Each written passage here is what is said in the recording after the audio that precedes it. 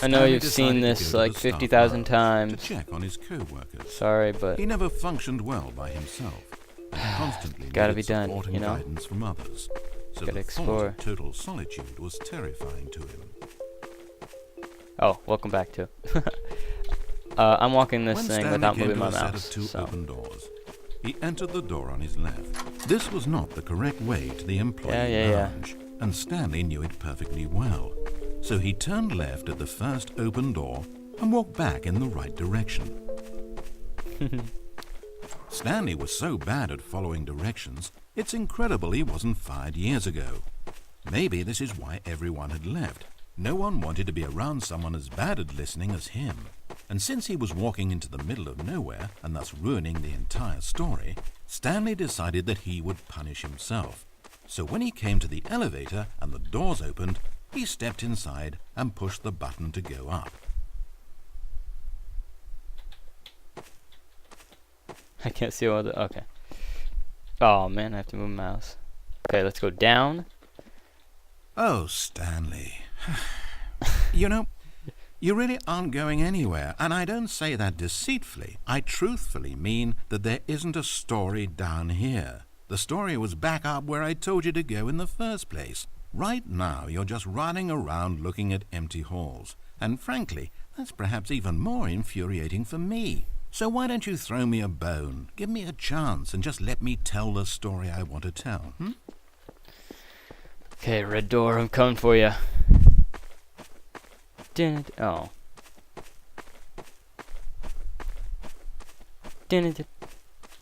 Now listen carefully. This is important. Stanley walked through the red door.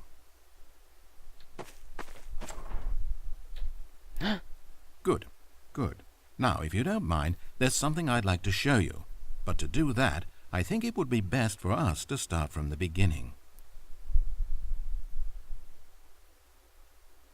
This is a very sad story about the death of a man named Stanley. Poor Stanley. Stanley worked for a company in a big building where he was employee number 427.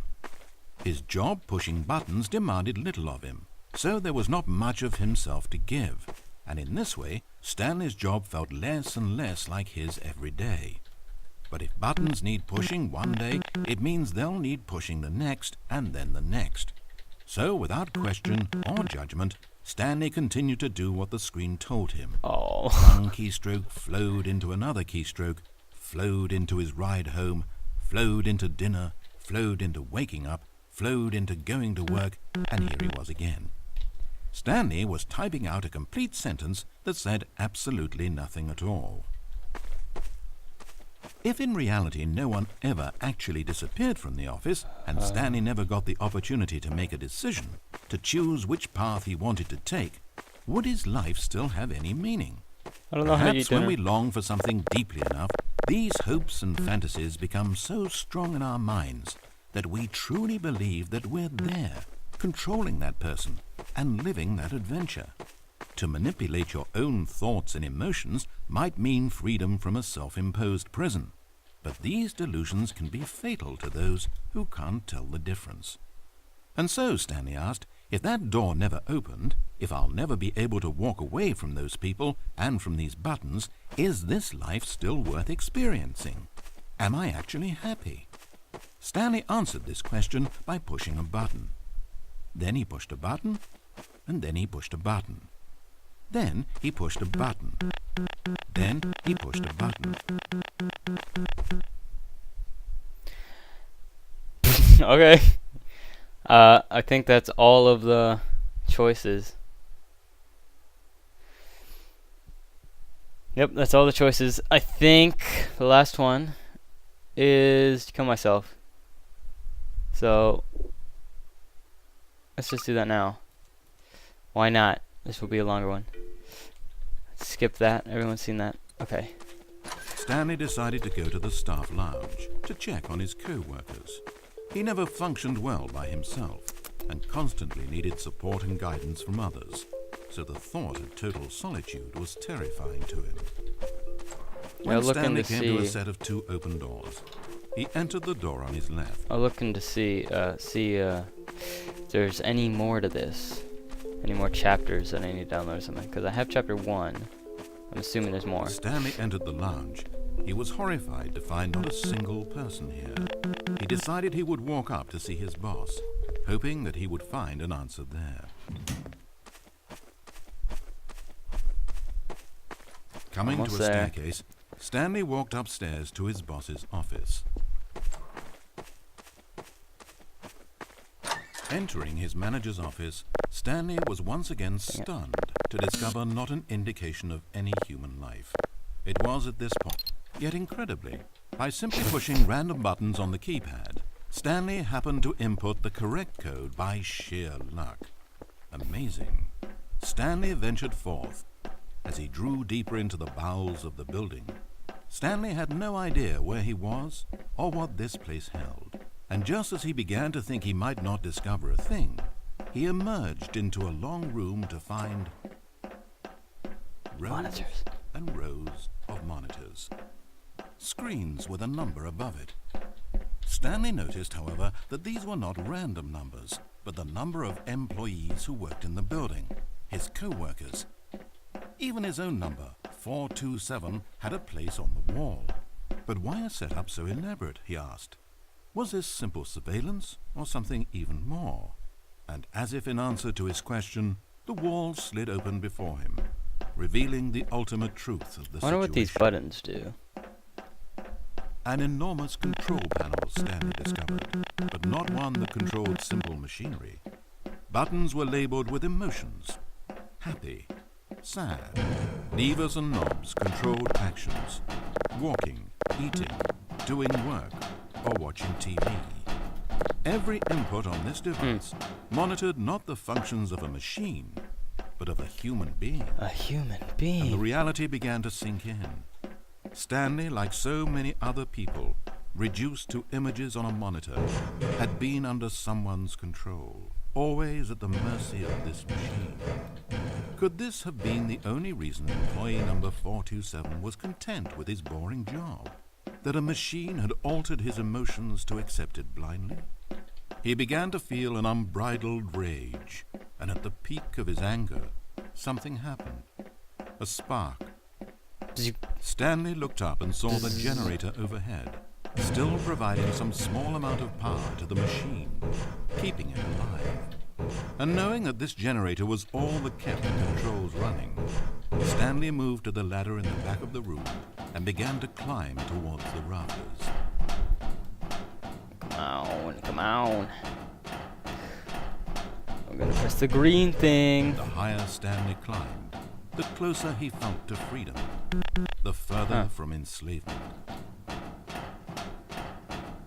There's probably a lot of choices I missed or something, but oh well. Probably look up somewhere all the choices.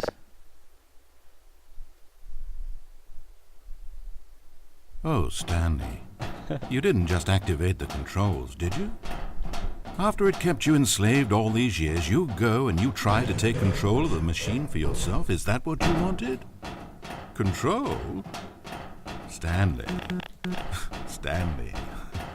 I applaud your effort, I really do. But you need to understand, there's only so much that machine can do. You were meant to let it go, turn the controls off and leave. If you want to throw my story off track, you're going to have to do better than that. I'm afraid you don't have nearly the power you think you have. For example, and I believe you'll find this pertinent, Stanley suddenly realized that he had just initiated the network's emergency detonation system. Uh-oh. In the event that this machine is activated without proper DNA identification, nuclear detonators are set to explode, eliminating the entire complex. How long until detonation then?